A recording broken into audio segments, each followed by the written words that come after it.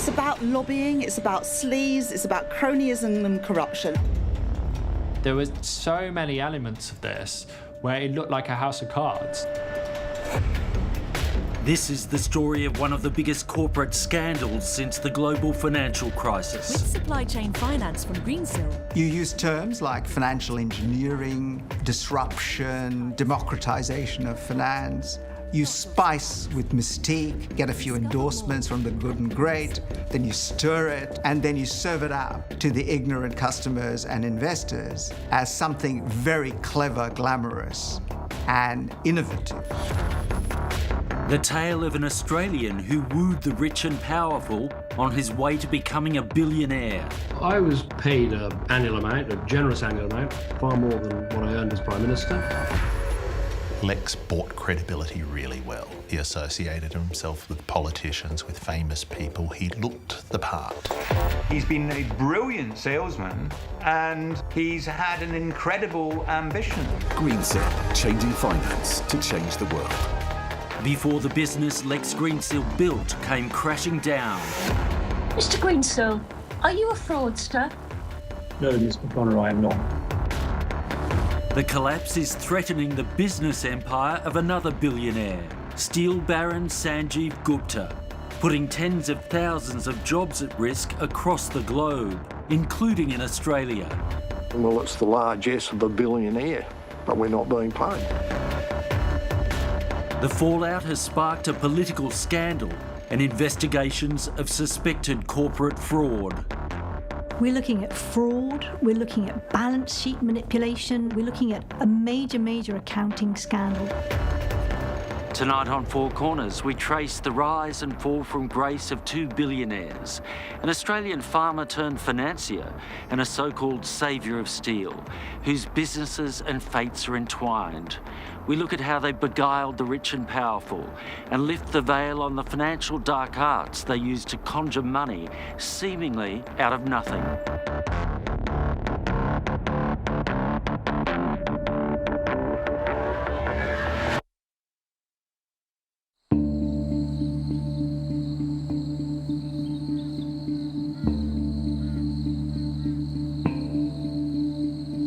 Bundaberg, famous for sugarcane and Bundy rum. This is the hometown of Lex Greensill. His family has worked the land here for 3 generations. The farm was established by Roy Greensill in 1945, and it's now a 3rd generation Greensill operation. I just admire the whole family from Roy initially, and then Lloyd and Judy, and then through to their sons Lex and Peter and Andrew. Vince Haberman's family has lived in the district since the 1800s, and he's known the Greensills all his life. They're just genuine, hard-working, community-minded people. To me, they're very, very good business operators. Let me be honest with you, this is not the clothes that I would want to wear every day. I'm actually a farmer. Every chance I can, I'm on a tractor. I grew up... But not everyone here buys the folksy story. My mum and dad to get... Nah, it's a joke. I think he's lucky to know one end of a tractor from another. He, as far as I'm aware, he had little to do with the family farm growing up and was more interested in the books.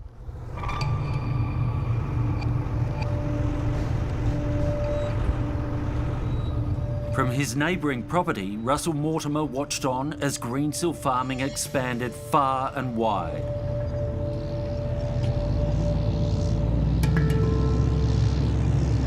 We've seen an explosion in land acquisitions on behalf of Greensill farming, equipment, labour, and basically crop area grown.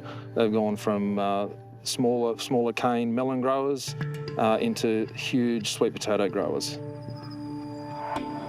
It's a far cry from the struggling family farm that Lex Greensill says drove him to set up the finance business that would make him rich. Where did the inspiration for Greensill come from?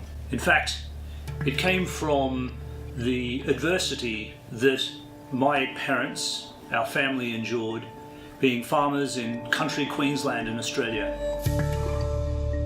Lex Greensill, he's a financier, but within about 5 minutes of meeting the guy, he'll tell you this great story about how he grew up on a farm in Bundaberg in rural Queensland, and that his family supposedly had sort of financial difficulties when large companies were late paying their bills on time. So Greensill's whole sort of corporate origin story was all about solving this problem. He said that he had a financial product that could help small businesses like his parents get paid faster with essentially zero risk. So I guess our central thesis has always been to deliver finance fairer to the battlers, to the small businesses in every corner of the globe. Greensill came to London in the 2000s. He studied at Manchester Business School up north here. And then he ended up getting a job at Morgan Stanley, a big US investment bank. And he was in the division doing supply chain finance, which was kind of, it was quite an unsexy bit of banking. At Morgan Stanley, he made an influential friend who would catapult his career, Jeremy Haywood, one of Britain's top civil servants, who was on secondment to Morgan Stanley. Lex Greensill managed to persuade the very topmost senior civil servants in this country, the Cabinet Secretary Jeremy Haywood, that he was a kind of miracle child. In 2012, Haywood made Lex Greensill a senior advisor in the office of Conservative Prime Minister David Cameron. I think my only claim to fame is being the only boy from Bundaberg ever to have an office at number 10 Downing Street here in London. David Cameron's best advice to me when I was starting my company was, Lex, don't worry about being a novice chief executive, just give it a go. After all, I'm a first-time Prime Minister. You know, he had his own business card, he had his own security pass. I mean, this isn't normal. It's not normal for a financier to kind of have free reign of the corridors of power in the UK. He was able to have the kind of access no one can dream of. I mean, generally, big banks in the UK have a lot of access to government, regular meetings, but no one has an office in the Prime Minister's ministry. You know, no one has a card saying that the Prime Minister's special advisor. This is an absolutely unparalleled level of access. The Prime Minister was clearly impressed with his new advisor. David Cameron soon adopted a plan from Lex Greensill to help small businesses get credit. Lex Greenhill, Lex, where are you? Give us a wave. It was a version of what's known as supply chain finance, the core business of his newly launched firm, Greensill Capital. The whole idea with supply chain finance is you have a very big company with a lot of smaller suppliers. And big companies are sometimes not great at paying their smaller suppliers. You know, they might have chaotic systems or whatever. So the idea here is that a finance company interjects itself in the middle of this. And it pays the suppliers, but it pays them at a discount. So it pays them a bit less than what they're owed. And then the finance company collects the full amount from the big company later. It's been going on since the Bronze Age in Mesopotamia and all the way through the Industrial Revolution to today. There's nothing new about this thing. There's very little new about it. Greensill Capital marketed itself as a company that could use technology to bring supply chain finance into the 21st century. I think it was maybe the UK government's, Silicon Valley moment. They were like, this is, really exciting new fintech product. And it was also a new ideology. We need to get business people into the heart of government. But no one really thought through the implications and how you manage the conflicts of interest that creates, where you have a private interest inserted right into the heart of government. And that's what happened with Lex Greensill. Robert Smith is the lead reporter in an award-winning team covering the Greensill Capital story at the Financial Times. I first wrote the word Greensill in a story in 2014. So I've been covering this for years and years and years. And it's always seemed obvious to me that it was going to end in tears. You know, there were so many elements of this where it looked like a house of cards. By 2014, the still fledgling finance firm was acquiring serious assets. In Germany, Greensill Capital bought a defunct lender and promptly renamed it Greensill Bank. Through the bank, it bought the first of what would become a fleet of private aircraft. In my experience, trade finance was never very glamorous. Trade financiers flew in the back of the plane, not in private jets, as seems to have been the case with Greensill. Despite the trappings of wealth, Greensill Capital appeared to be struggling. In 2016, it posted a loss of $62 million. But the fortunes of Greensill Capital were about to change, as its founder forged a relationship with another budding entrepreneur. Welcome everybody to Liberty Steel Newport. It's a proud day for us today as we start production. Please let me show you around. Indian-born, British-educated Sanjeev Gupta had audacious plans to become a giant of the steel industry. And Sanjeev Gupta was like a nobody in the steel industry. He wasn't even a big name in commodities trading. That was his background. He was a pretty obscure figure there. And he came out of nowhere and just started buying asset after asset after asset. Commodity trading and commodity firms are a small, tight-knit community where everybody knows everybody and what they're doing. The arrival and growth of Sanjeev Gupta's GFG Group caught them a little bit by surprise. They were not clear on what the business model was, how he could take the risks he was taking, and where the money that was funding his empire was coming from. Gupta's sprawling network of companies, known as the Gupta Family Group or GFG Alliance, needed finance.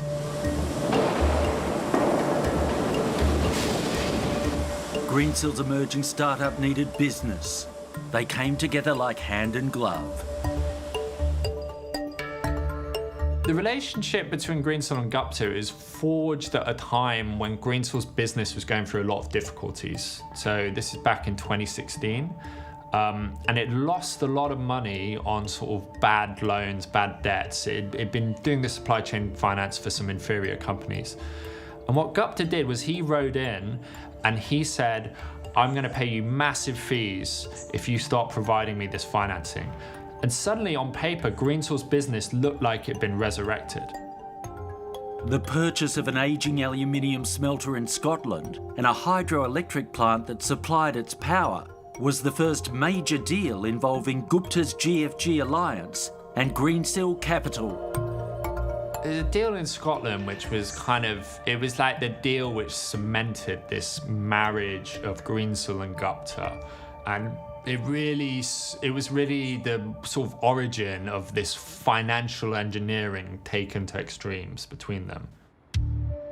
The GFG Alliance bought the smelting operation at Loch Harbour because they could see a positive future built on Scotland's century of experience making aluminium.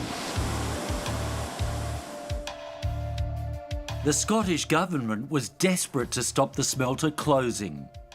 This leverage allowed GFG Alliance to extract extraordinary terms. What the Scottish government guaranteed was they guaranteed a deal to sell power between a business owned by Gupta's father and a business owned by Gupta.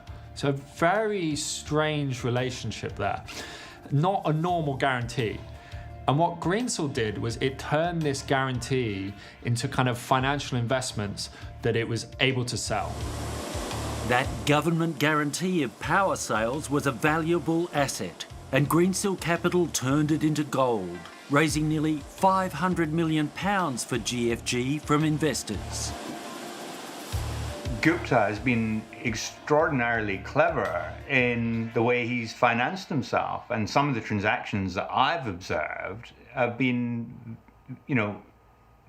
genius financial engineering, getting other people to pay to allow you to take over a business. From the United Kingdom, please welcome the CEO of the Year, Liberty House Group's Sanjeev Gupta.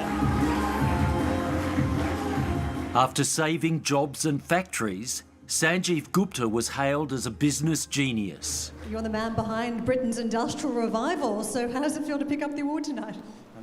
I'm not the man. There's 5,000 men and women behind this. And who was there cheering him on but his friend and financier?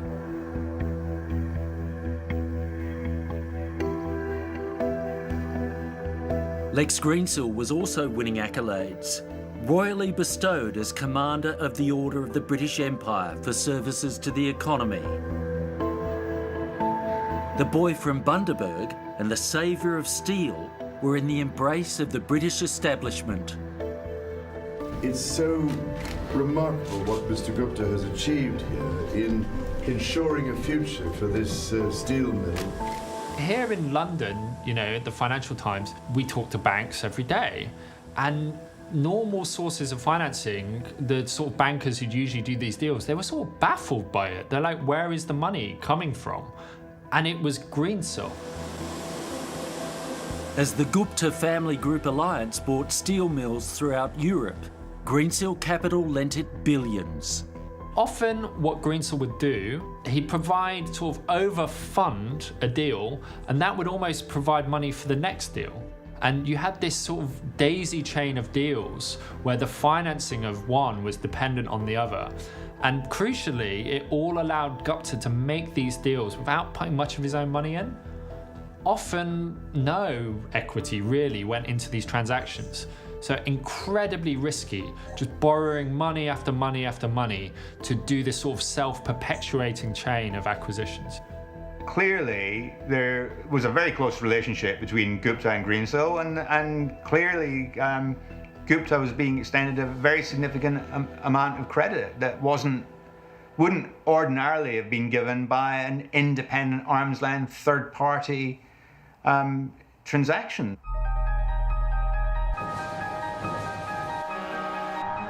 The future is coming fast.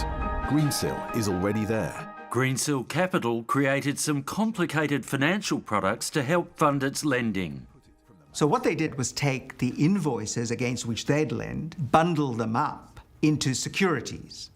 And these securities were then sold to other banks or investment funds for them to raise the money which they on-lent to their clients. Working capital finance is easy. Greensill uses your customer's credit rating to pay your invoices early. Then we turn those invoices into bonds. Investment bank Credit Suisse raised billions for Greensill Capital through this model, telling investors insurance took away the risk.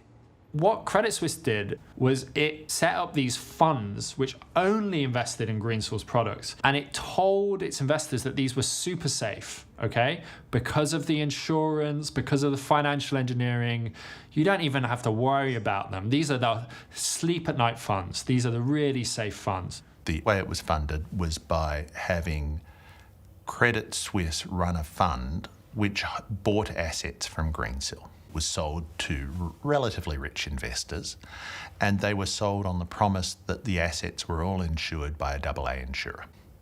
Normal supply chain finance is pretty safe short-term lending, but the allegation is that somewhere along the line, Greensill Capital started giving credit for possible future sales that might never happen to potential future customers that might never exist. What Greensill seems to have done, what some of their clients alleged that they did, was they gave them credit on the basis of customers they didn't even have. This is really aggressive stuff, and it shows how far Greensill strayed away from the normal path of this sort of financing. Lex Greensill denies this.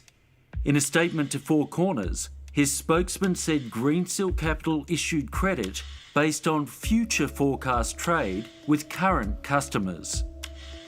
I am completely flummoxed that somebody can make money out of guessing what business will be done between companies in the future and lending on the basis of it. That to me sounds a bit more like clairvoyancy than high finance. As Greensill Capital expanded, the boy from Bundaberg embraced life in country England. Home was a stately manor in the village of Saul. And the finance firm had so many planes, people joked it could start an airline. If you've got a large corporate, then you may well have a fleet of aircraft. It usually is a very big company, not a company the size of Greensill. It had 4, and they weren't just 4 private jets. One of them was a Gulfstream 650.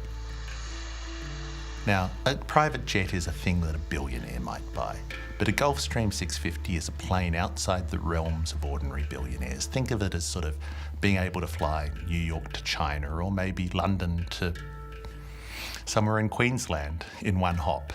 And it would cost about as much as 10 private jets. And you have to lend an awful lot of money before you can start affording a Gulfstream 650. That makes you an organisation the size of a Citigroup or a Bank of America. And I doubt either Citigroup or Bank of America has splurged that much. There was a lot of other people's money and he wasn't very careful with it. Sanjeev Gupta also had a plane, named in honour of his metals empire. The extraordinary thing was that Gupta's aircraft had a particular livery. One of the Greensill fleet had the identical livery. And well, that's like bizarre kind of relationship where you paint your planes the same colour. Sanjeev Gupta's plane was often spotted in Bundaberg, which is where the two men hatched a plan to rescue Australia's troubled steel industry.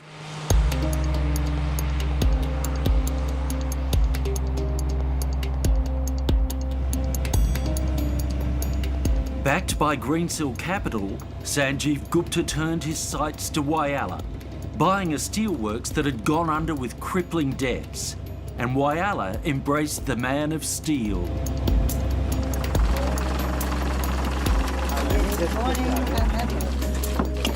This man is a great Australian. He's now become a great Australian, starting with South Australia. This truly is the spiritual home of steel in Australia, and here we can build one by one a world-class steel industry.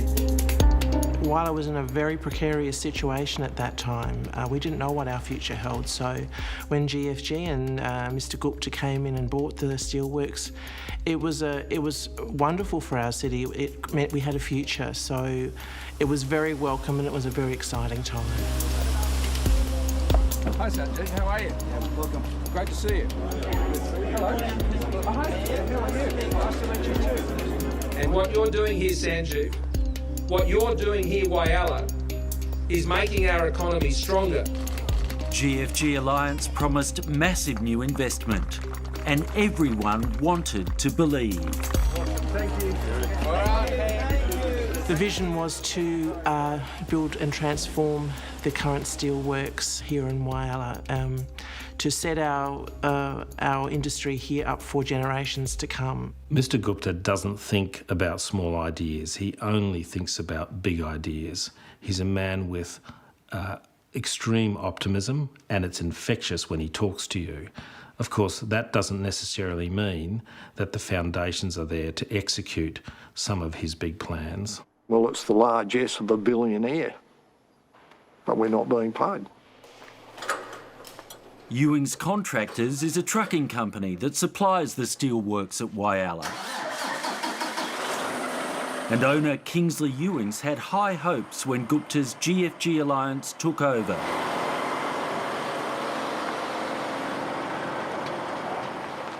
In the first 9 months, it was business as usual, and then it started to change. Were you ringing up for a pickup, were you? They just didn't pay us. How long for? Well, 100 days, 120 days, or not at all until you did something about it. And there was never anybody to talk to about it.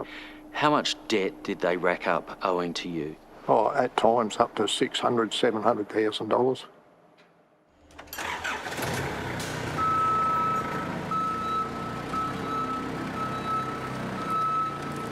I was talking to probably 20 or 30 contractors, all of whom were under great stress and pressure because they weren't getting paid on time. In effect, Sanjeev Gupta was treating his suppliers as a bank, and that was most inappropriate. My office got significant numbers of complaints from small businesses that were having extended payment times from the Gupta Group, particularly in the Whyalla area. And remember, these are businesses that are already under pressure.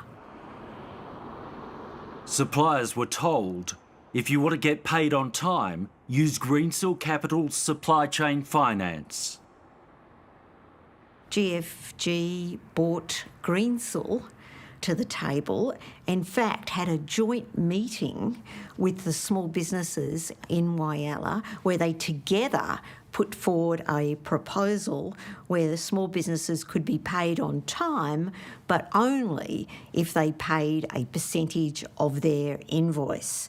And that percentage could be as high as 8%. To Greensill. To Greensill. It's a huge whack, and of course it all depends on how quickly they want to be paid. But remember, for a lot of those small businesses, they told us that they'd already had their price squashed or squeezed by GFG. They were having to offer really low prices to get the contract to start with.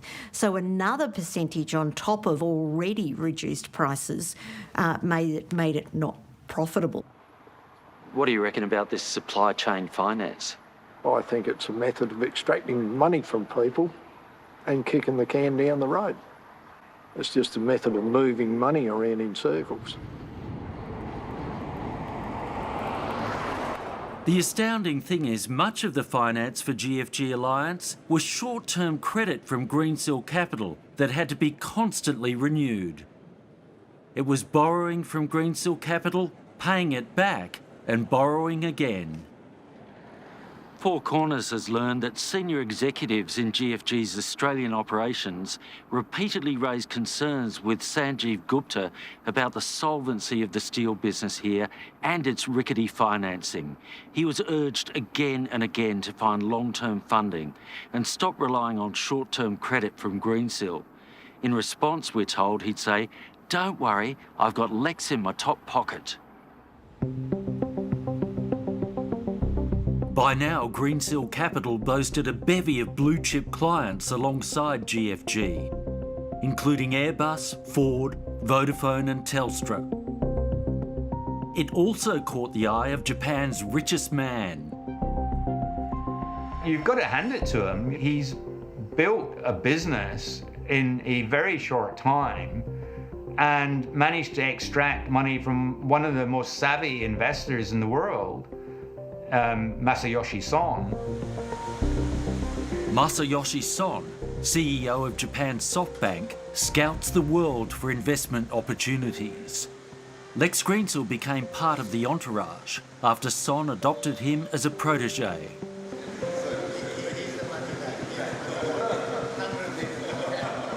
Through SoftBank's Vision Fund, Son tipped $1.5 billion into the Australian finance house come fintech, making Lex Greensill a multi-billionaire. One of the great things about joining the SoftBank Vision Fund family hasn't just been the network, the capital and the advice. It's actually been having Masa as a partner and a mentor. Greensill looks at things differently, seeking answers to questions others find impossible to answer. Yet seasoned observers were sceptical. Author and financier Satyajit Das forecast the global financial crisis. He found the Greensill Capital spin all too familiar. You use terms like financial engineering, disruption, democratization of finance. You spice with mystique, get a few endorsements from the good and great, then you stir it, and then you serve it up to the ignorant customers and investors as something very clever, glamorous, and innovative. Greensill did very well at this in taking what is one of the most traditional forms of financing with an ancient lineage and presenting it as something highly clever. And that actually was their great achievement. How fintech was it? Well, to me, it's a bit like taking the plough and cart and basically painting it in gold. In London, the relationship between David Cameron and Lex Greensill had come full circle. I started working as a senior advisor to Greensill Capital in August 2018. Lex Greensill wanted me to help him grow what was becoming a successful UK-based fintech firm. Lex bought credibility really well. He associated himself with politicians, with famous people. He looked the part. David Cameron spared no effort in promoting Greensill Capital, lobbying his old colleagues to secure government contracts. He was found to have sent 25 text messages, 12 WhatsApps, 8 emails, 11 calls, and require 9 meetings by chief civil servants in the Treasury at the height of the pandemic to discuss work with Greensills. I mean, it's beyond belief that anybody else would get that amount of attention when really the economy was going into meltdown because of the pandemic. That wasn't particularly the conversation. The former Prime Minister was paid well for his efforts, as he later told a parliamentary committee. Well, I was paid an annual amount, a generous annual amount, far more than what I earned as Prime Minister, and I had... He at one stage thought his options were worth £80 million. It takes a politician of high integrity to not cash out their reputation for that much money when they've left office. He was exploiting his personal contacts and his knowledge of government very aggressively. I mean, it was across the broad range, and some of the parliamentarians looking at this have described it almost as stalking. Australia's former Foreign Minister Julie Bishop also joined the payroll, spruiking Greensill on the sidelines of the World Economic Forum in Switzerland. When Julie Bishop... Labor MP Ed Husick is leading opposition efforts to find out more about her role. We had someone in the form of Julie Bishop, who'd had 20 years' experience as a parliamentarian, deep contacts within the coalition, contacting directly senior ministers. I mean, in Davos, there you had the former finance minister being approached by Julie Bishop to start talking with Lex Greensill, who heads up that firm, about the idea of extending one of those products to the federal public service in a way that the finance department was very skittish about and likened to payday lending. Julie Bishop went on to personally approach Treasurer Josh Frydenberg to arrange a meeting between Greensill Capital and Treasury officials. But at the time, she hadn't formally declared herself on the lobbyist register as an influence peddler for Greensill Capital. Julie Bishop did not respond to Four Corners inquiries. Julie Bishop seems to have done exactly what David Cameron did in the UK, which is exploit a loophole in the lobbying rules where they don't need to declare themselves as lobbyists because they're actually employed by the company, and then use their position, a very influential position as former ministers, with all the contacts that brings, to promote a company and benefit it. And it's a nonsense that the rules don't capture that kind of activity. As the virus ravaged Britain, Greensill Capital was made a lender under a government-guaranteed emergency loan scheme. All but one of the loans it made went to Gupta's GFG Alliance, as Greensill Capital channelled £350 million to Gupta's businesses. The Gupta Empire, as it's now emerging, set up various new companies to be able to access as many of these UK government-backed loans as possible. As his firm was taking taxpayer-backed cheap loans, Sanjeev Gupta splashed out £42 million on a mansion in exclusive Belgravia, a stone's throw from Buckingham Palace. But the cracks were starting to appear. Behind the scenes, a bank Gupta's GFG alliance owned, was under investigation.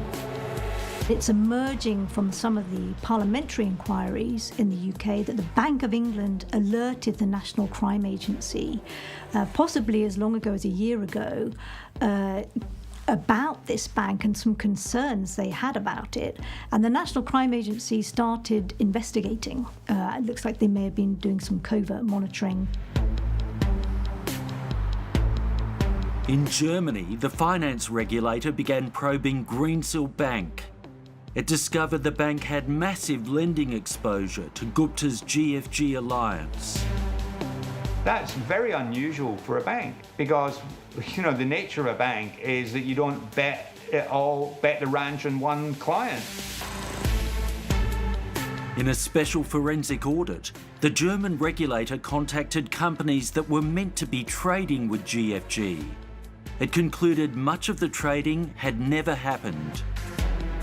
You know, if you artificially inflate the amount of business you do and on the back of that get loans, then that's potentially criminal.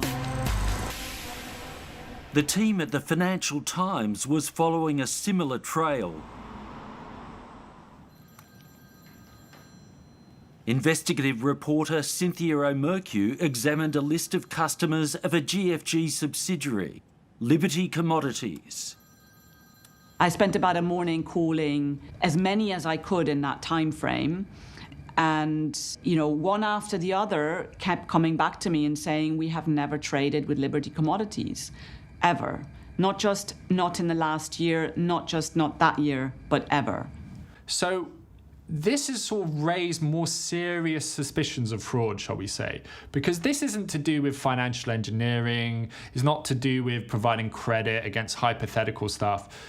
This appears to be pieces of paper that say that Gupta's business sold metal to people who denied doing business with him. So this is sort of a whole other different level of, you know, potential dubious lending. GFG rejected the allegations. In a letter to the Financial Times, Sanjeev Gupta shifted responsibility to Greensill Capital, saying it financed prospective receivables, and that Greensill selected and approved companies with whom GFG could potentially do business in the future. This doesn't ring true because you don't... How can you issue an invoice for a particular dollar amount, for a particular product at a particular date, and then say that it's a future transaction? By last year, pressure was mounting on Greensill Capital. Insurers, so critical to its business model, were getting nervous. Greensill's main insurer, based in Australia, warned it would not renew Greensill's policies. You can't expect the insurers to insure uninsurable credit risks. And, you know, it wasn't as if the insurers just said overnight, oh, we're not going to renew your premiums. The Greensill had ample warning. The fate of the global finance empire rested on the outcome of an emergency late-night court hearing in March this year in Sydney. Just hours before the policies expired, Greensill Capital urged a judge to force the insurer to maintain coverage. The judge declined. Credit Suisse, which had billions invested in these Greensill products, it suddenly discovers, oh no, there's no insurance underlying this, and it has to sort of halt the whole operation. So that's the kind of key trigger this year which brings the whole edifice crashing down. Lex Greensill declined to do an interview with Four Corners. Please understand that I bear complete responsibility for the collapse of Greensill Capital. I am desperately saddened that more than 1,000 very hard-working people have lost their jobs at Greensill. Likewise, I take full responsibility for any hardship being felt by our clients and their suppliers, and indeed investors in our programs. It's deeply regrettable that we were let down by our leading insurer, whose actions assured Greensill's collapse.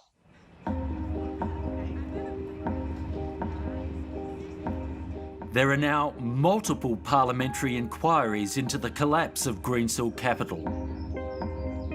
At a House of Commons hearing, Lex Greensill was called to account. Mr. Greensill, are you a fraudster?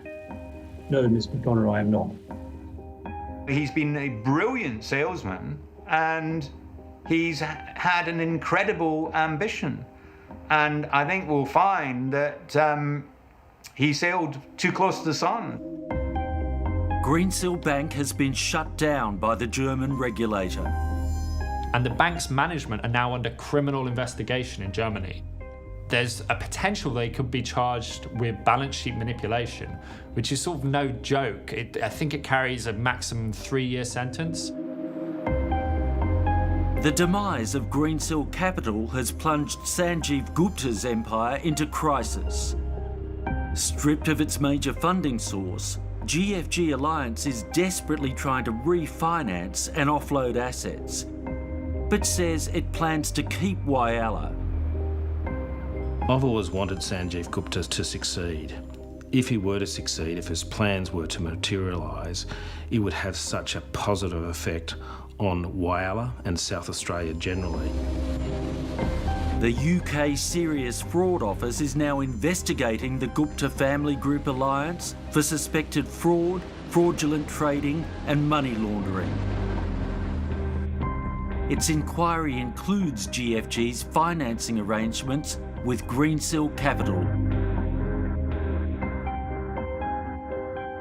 Between them, the Gupta Empire and Greensill are now being investigated by the UK's 3 top criminal investigators for this kind of economic crime. So you've got the Serious Fraud Office, the National Crime Agency, and the Financial Conduct Authority, and they could all impose some heavy penalties. People like to believe in magic beans. They like to believe that there's somebody out there that has solved finance. He was making finance fairer as he jumped in his Gulfstream 650 and flew across the Atlantic. I don't believe that for a second. It was just sort of obvious bullshit. In Bundaberg, locals have watched on as the drama unfolds. The struggling 80-hectare family farm that inspired Lex Greensill to make finance fairer now spans 3,200 hectares. Money the family harvested from Greensill Capital has been ploughed into the land. In a nutshell, they've taken hills out and left flat paddocks. The stuff that they did is the thing of dreams for the rest of us mere mortal farmers. They've spent a lifetime worth of money in a number of years. Where do you think the money's coming from? Well, it's no real secret amongst us. We do believe it's come through Greensill Capital. I can't see any other way that that amount of money could come into that business and have been spent in a short period of time. Sweet potato grower Russell Mortimer says the Greensill farming giant is crushing small family farms. It has absolutely devastated our industry, hands down. The volumes that are being grown and hitting the marketplace and for the price that they're being sold for in the marketplace has, it's put a lot of us to the wall. They've flooded the market. They've flooded the market, yes, and continue to do so. In the end, karma, if anything, has played out, and that's why Greensill has gone under. The business model wasn't one that worked, and it wasn't fair. They were speaking to help farmers like myself and others in the industry with these finance scenarios, but nothing has come of that. They've profited themselves and have not uplifted anyone else with it.